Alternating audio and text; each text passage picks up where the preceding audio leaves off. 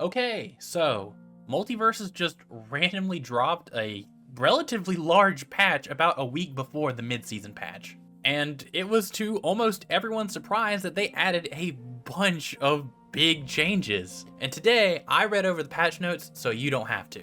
Now, if you've played the game since this patch dropped, or have heard anything about the patch really, you're probably coming to this video and expecting me to talk about one thing and one thing only. But I also want to highlight some of the other big changes about this patch as well. Don't worry, we'll talk about shields. Probably one of the biggest changes that I really gotta applaud is the training mode overhaul. First and foremost, they reworked a lot of the menus. A lot of it is easier to navigate, although not exactly ideal still. But the bigger changes that I would argue are the settings that you can set the CPU to do in training mode. They got stuff like DI as well as SDI, out of hit stun settings, more specific mash options, although they still don't have a recording feature or any out of shield options, so that's kind of a bummer. Alongside training mode, they did actually make a few small little changes to Arena. A lot of the changes that they have listed on the patch notes are talking about stuff that they've already implemented. They just haven't gotten around to having it in an official patch yet. These changes that were already in the game before are stuff like more damage, more starting income, and less purchases required to get max level in a perk.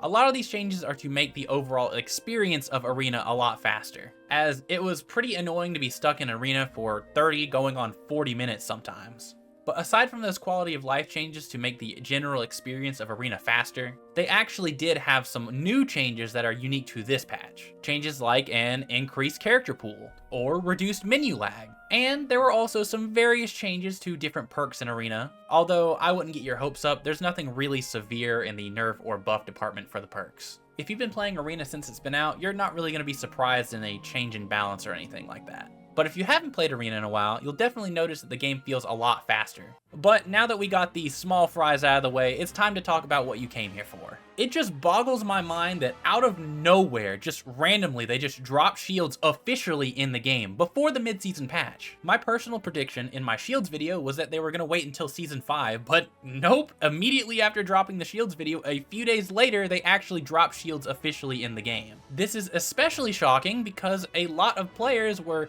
encouraging the addition of shields, but a lot of people believe that they just weren't ready yet. That's not to say that they're the exact same as what you've experienced. They did make a couple little changes to shields. For example, they actually already addressed some of the issues I had in my shields video, such as making heavy projectiles break shields, or addressing the newfound weakness of burst options by making dodge attacks not cost extra meter now. They even added a shield breaker button, which is nice, but I kind of would have hoped for a little bit more. And what I mean by this is the shield breaker button is good because you can, use it in all the situations that you'd want to, except using it as a dodge attack. If you watch my video on shields, you'll know that one of my biggest complaints about shields is that you can't dodge cancel into a shield breaker. I hope in the future that they will allow shield breaker attacks to be used out of dodges, just to make shielding in neutral not nearly as oppressive as it already is. But I think the change of making dodge attacks no longer consume extra meter is a step in the right direction towards making burst options still strong. After all, could you imagine the situation of you doing your burst option, your dodge attack, and it getting shielded? Not only would you lose 2 dodge meters, you'd also get hit with the out of shield punish, which is just way riskier than it should be for answering an option like shielding in neutral. Aside from shields though, glides across the board have been made to be less effective for the longer they fly. The only way to reset your glide's effectiveness is to touch the ground. This should make a lot of the gliding characters a lot easier to catch. Characters like Steven, Raven, Bugs Bunny, and so on and so forth. The last universal change that I want to talk about is the Stronger Than Ever perk. Once Stronger Than Ever was reworked, it took over the game. People would respawn with 30 extra gray health that wouldn't go away, and that's just a lot to eat through. So to address this, the perk only gives 10 gray health on respawn now. And if you stack it, it only gives an extra 5, for a maximum of 15. Now obviously, the universal introduction of shields is no small fry. Shields by itself is a huge game changer and is going to severely alter the way we play Multiversus. However, this patch also came with some character balance changes. So in this series, we're not going to be going over the small changes or the quality of life bug fixes or anything like that. If the change is really minuscule, I really don't think it's worth talking about. A lot of the smaller changes are just to make sure that the move functions properly. Adjusting frame data by 1 or 2 frames doesn't really change a whole lot otherwise. But with that, let's go ahead and talk about the character balance changes. Multiversus community, rejoice, as Agent Smith's grounded neutral special has been given 6 more frames of in lag on whiff. This should prevent him from being able to completely wall you off on stage while you're trying to get off the ledge. Batman didn't get a ton of changes, but the most notable one is that he can now fast fall during his down air startup. A lot of Batmans have been asking for this, so I figured I'd mention it. Going back to nerfs now though, Garnet now has 8 more frames of in lag on her neutral air when she misses. This was definitely one of the more spammable moves in the game, so I see why it got hit. Very similarly, Garnet's side air also got 9 more frames of in lag on whiff. There was a lot of checkmate situations where Garnet could just whiff attacks and still hit you after your dodge and kill you for it. And I believe both of these changes are to help address that. Now if Garnet wants to kill you, she actually has to hit you. Gizmo got quite a few nice little changes, but nothing too severe. For one, Gizmo now maintains more momentum from dodges with his up attack, side air, and up air. This should make the little guy just a little bit more mobile. Speaking of mobility though, he can also now fast fall while firing his arrow. And his aerial side special now moves him even further. These Gizmo changes should make him harder to catch and easier to follow up with. Jake, on the other hand, has been a little bit too difficult to catch, and it's all thanks to just one move. That being him just spamming neutral air into his special follow-up. To prevent him from spamming it, Jake's neutral air 1 now has 16 frames more in lag on whiff, specifically when he's trying to cancel into its special follow-up. And the special follow-up had its damage reduced from 12 to 8. This should help cut down on those surprising instances where you die really early to Jake's special follow-up. Another move that was killing just a little bit too early was Shaggy's aerial up special. So to address this, they slightly nerfed its knockback and made it more susceptible to DI. To compensate just a little bit though, Shaggy's Jab 3 and Shield Breaker attack now does more damage and knockback. I should note that Shaggy's Shield Breaker attack only has the extra knockback if he doesn't break a shield. And finally, we get to my boy, Jason. Now, I usually skip over these changes that are just adding a hitbox on a grab that'll knock other people away, but this one is really big for Jason. It's something he's needed for a long time, and I'm specifically talking about the one with his grounded up special. Jason now has a hitbox on the slam down of his grounded up special that hits other players away, and this is a huge 2s buff for Jason, especially since they're adding shields now. Beforehand, Jason could consistently get hit out of his grounded up special in 2s. But now with this hitbox, it makes it much more viable to go for. So while it doesn't look like a lot, this is a big change, a huge dub for Jason. Moving on to Superman, he's a character who got some pretty interesting buffs. For one, his ice block projectile that spawns whenever he freezes a projectile with his ice breath now applies 3 stacks of freeze. This extra freeze should allow him to pin down his opponents just a little bit better.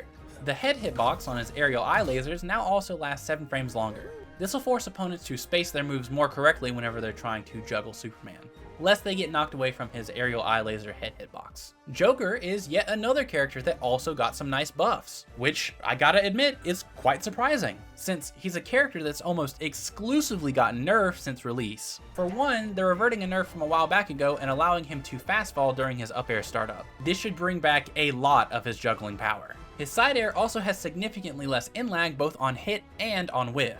On hit, he can cancel 9 frames sooner, and on whiff, he has 8 frames less in lag.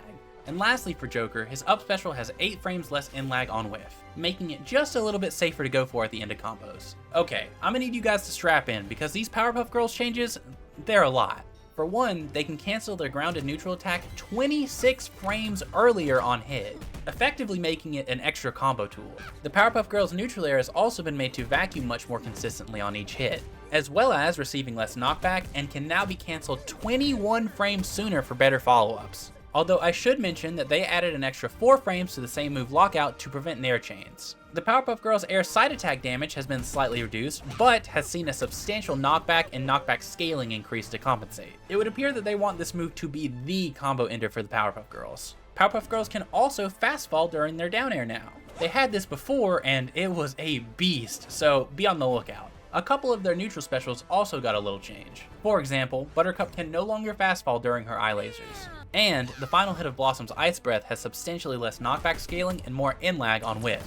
Although the biggest changes by far are the Powerpuff Girls side specials. For one, their functionality as grabs are no longer in the game. They no longer break armor or shields. Let's start with grounded side special though. They've lowered the damage across the board for all of their throws, but they're all able to be cancelled 22 frames sooner on hit.